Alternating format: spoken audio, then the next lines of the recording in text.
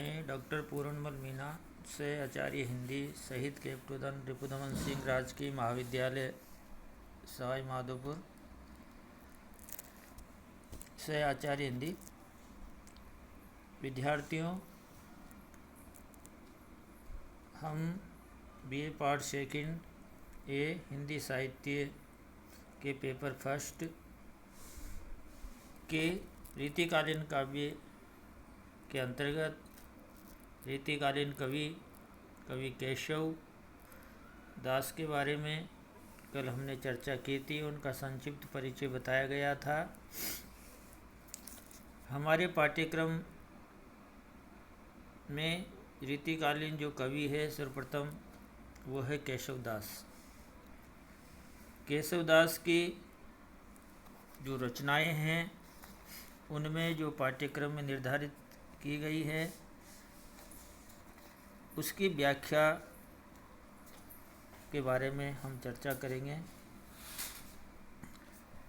कवि केशव दास द्वारा रचित संक्षिप्त रामचंद्रिका से लिया गया है, जिसमें कवि केशव ने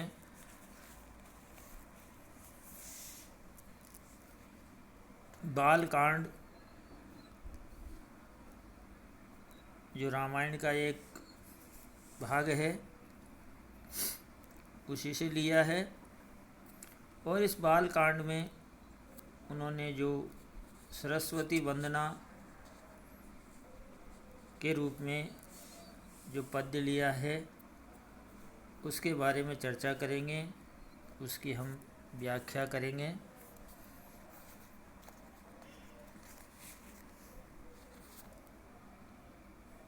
बानी जग रानी की उदार था बखानी जाए, ऐसी मति उदित उधार कौन की भई, देवता प्रसिद्ध सिद्ध ऋषि राज तप वृद्ध, कहीं कहीं हारे सब कहीं न केहूँ लई, भावी भूत वर्तमान जगत बखानत है, केशवदास के हुन बखानी काहू पे गई, वर्णे पति चार मुख पूत वर्णे पाँच मुख, नाती वर्णे 60 मुख तदपि नई नई। इस प्रकार से कवि केशवदास ने अपनी संक्षिप्त रामचंद्रिका के अंतर्गत जो हमारी विद्या की देवी जिसकी वाणी से संपूर्ण कार्य संपन्न हो जाते हैं, ऐसी माँ सरस्वती देवी की वंदना की गई है और उसकी क्या महिमा है उसका भी बखान इन पदों में किया गया है। तो कवि कहते हैं, बानी जग रानी की उदारता बखानी जाए, ऐसी मति कहो दो कौन की भई। यानी सरस्वती की वाणी, जग की माता, उसकी जो उदारता है, उसकी जो महिमा है, उसका वर्णन हर किसी के लिए सहज नहीं है। ऐसी मति कह दो कौन की भयो, ऐसी जो बुद्धि है, ऐसी मति और किसी की नहीं हो सकती है। साधारण जो व्यक्ति है उनकी बुद्धि इस प्रकार की नहीं हो सकती है, केवल मात्र सरस्वती माता की ही बुद्धि हो सकती है। देवता प्रसिद्ध सिद्ध रीति राज तप वृद्ध, कहीं कहीं हारे सब कहीं न केहूँ लई। इतना ही नहीं, कवि केशव कहते हैं कि बड़े बड़े देवता ऋषि मुनि सिद्ध पुरुष, बड़े बड़े ज्ञानी इसकी महिमा का गुणगान करते करते हार जाते हैं, थक जाते हैं और उसका महिमा का वर्णन करना भी उनके लिए संभव नहीं हो पाता है। ऐसी माँ सरस्वती की महिमा का वर्णन है। इसीलिए कहा गया है कि भावी भूत वर्तमान जगत बखानत है, केशवदास केहू न बखानी काँव पे गई। कबीरदास जी कहते हैं कि ऐसा नहीं है, अतीत काल में, पूर्व काल में भी संसार के लोग सरस्वती की वंदना करते आए हैं, उसकी प्रशंसा का, उसके गुणगान करते आए हैं। तो ये क्रम निरंतर चलता रहा है और वर्तमान में भी इसका गुणगान बखान करते रहेंगे। सारा संसार इसका बखान करेगा तथा भविष्य में भी यह जो क्रम है वो निरंतर चलता रहेगा। क्योंकि कवि केशवदास जी आगे कहते हैं कि इनका वर्णन जो है अवर्णनीय है, यानी वर्णन करना हमारे लिए संभव नहीं है। आगे कहते हैं कि वर्णे पति चारि मुख, पूत वर्णे पाँच मुख, नाती वर्णे सठ मुख, तदपि नई नई। कवि केशवदास जी कहते हैं कि ब्रह्मा जी ने अपने 4 मुखों से, शिव जी ने 5 मुखों से, और जो कार्तिकेय जिनके कि कहते हैं कि 6 मुख, इसकी महिमा का वर्णन करते रहे हैं। फिर भी माँ सरस्वती की महिमा उनके लिए नवीन सी दिखाई देती है। ऐसी महिमा वाली, वाणी वाली, बुद्धि वाली महादेवी सरस्वती को हम प्रणाम करते हैं, उनकी वंदना करते हैं। तो विद्यार्थियों, इस पद्यांश में विभिन्न उदाहरणों के माध्यम से, चाहे वो ब्रह्मा जी की बात आई हो, शिव जी की बात आई हो, कार्तिकेय की आई हो, तो ये सब सारी पौराणिक कथाओं पर आधारित जो बातें थी, उसके कारण जो है ये सिद्ध हो जाता है कि माँ सरस्वती की वाणी अवर्णनीय है, उसका वर्णन संभव नहीं है।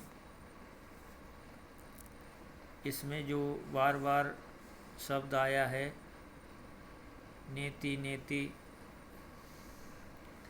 आदि में जो अलंकार बताया जा सकता है वो है पुनरुक्ति अलंकार। और